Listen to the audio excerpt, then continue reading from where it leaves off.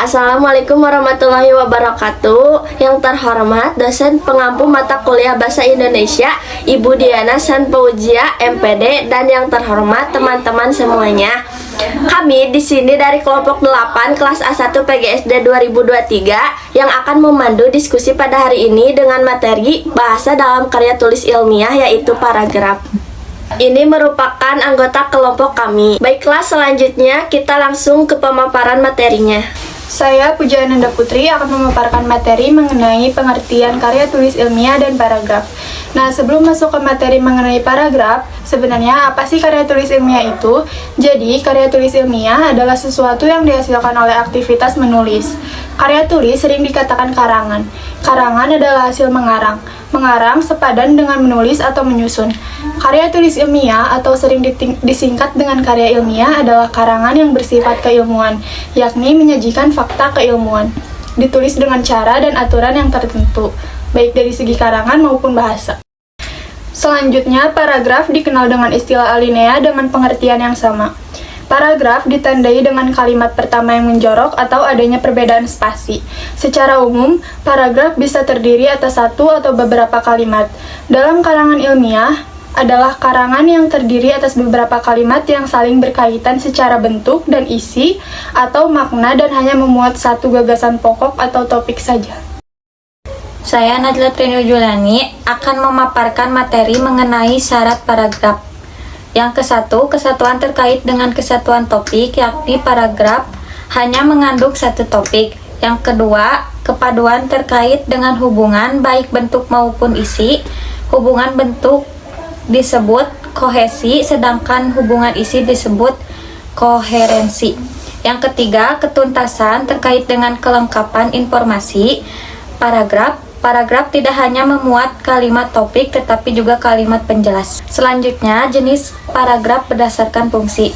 Yang ke-1, paragraf pembuka adalah paragraf yang mengantarkan suatu gagasan berada pada awal karangan, harus menarik sehingga pembaca terdorong untuk membaca paragraf berikutnya dalam karangan. Yang kedua, paragraf pengembang, paragraf yang berisikan inti gagasan karangan. Paragraf ini berisikan penjelasan atau rincian gagasan yang dipaparkan pada paragraf pembuka. Yang ketiga, paragraf penutup, paragraf yang menyajikan ringkasan atau simpulan pembicaraan yang diuraikan pada paragraf sebelumnya. Paragraf penutup harus dapat mengulang serta rinci sehingga pembaca dapat mengingat hal-hal penting yang menjadi topik pembicaraan paragraf.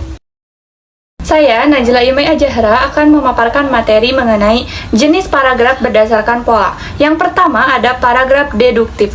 Paragraf ini merupakan paragraf yang kalimat topiknya terletak pada awal paragraf. Dimulai dengan pernyataan umum, kemudian dilanjutkan dengan pernyataan-pernyataan khusus berupa penjelasan, uraian, atau contoh. Yang kedua, ada paragraf induktif.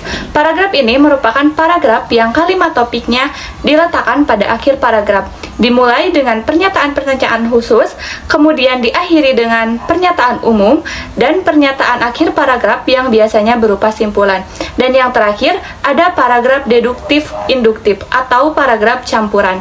Paragraf ini merupakan paragraf yang diawali dan diakhiri dengan kalimat topik. Dalam paragraf ini, pernyataan umum diikuti pernyataan-pernyataan khusus, kemudian diakhiri dengan pernyataan umum lagi. Pernyataan kalimat topik pada awal paragraf bisa sama atau berbeda dengan pernyataan kalimat akhir paragraf, namun gagasannya tetap sama. Selanjutnya, jenis paragraf berdasarkan corak. Yang pertama, paragraf eksposisi. Paragraf eksposisi adalah paragraf yang memaparkan informasi umum mengenai sesuatu. Tulisan jenis ini disajikan dengan sudut pandang kelogisan. Nah, karya tulis ilmiah biasanya menggunakan paragraf jenis paragraf eksposisi. Yang kedua, paragraf deskripsi.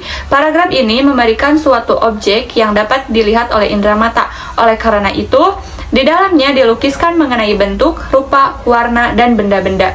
Tulisan ini menggunakan sudut pandang tempat sehingga penjelasan dikaitkan dengan posisi-posisi tertentu. Kemudian yang ketiga, paragraf argumentasi. Paragraf yang membahas mengenai suatu objek berdasarkan fakta untuk memberikan keyakinan pada pembaca. Sudut pandang yang digunakan adalah sudut pandang kelogisan. Dan yang terakhir, paragraf narasi. Paragraf narasi adalah paragraf yang mengisahkan cerita tentang manusia. Sudut pandang yang digunakan, sudut pandang kewaktuan atau kronologis. Jenis tulisan ini tidak digunakan dalam karya tulis ilmiah.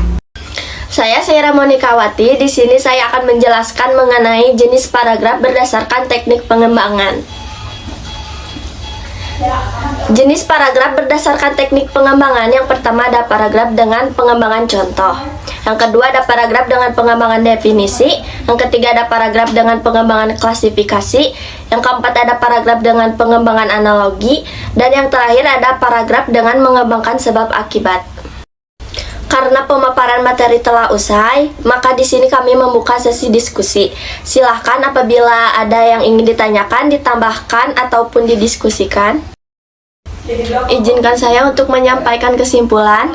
Jadi, paragraf merupakan suatu bagian dari sebuah bab yang berisi kalimat-kalimat yang dimana antar kalimat tersebut memiliki satu kesatuan, kesesuaian, dan kesamaan konsep. Penggunaan paragraf setidaknya dapat mempermudah seorang penulis dalam membuat suatu karya ilmiah. Dengan adanya paragraf, penulis akan lebih mudah mengkategorikan pokok materi yang akan menjadi pokok pembicaraan pada pemaparan yang dituangkan dalam bentuk paragraf tersebut. Cukup sekian pemaparan materi dari kami. Terima kasih. Wassalamualaikum warahmatullahi wabarakatuh.